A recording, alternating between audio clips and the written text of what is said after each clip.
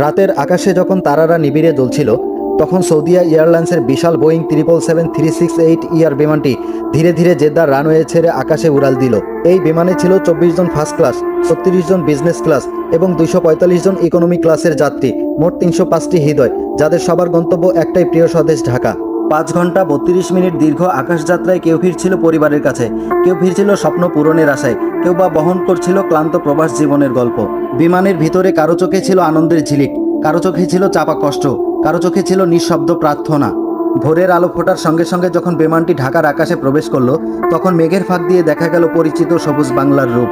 ঢাকা এয়ারপোর্টে ল্যান্ডিং করতেই বহু যাত্রীর চোখ ভিজে উঠল, কারণ এই ল্যান্ডিংই শুধু একটি ফ্লাইটের শেষ নয়, এটি ছিল বহুদিনের অপেক্ষার সমাপ্তি।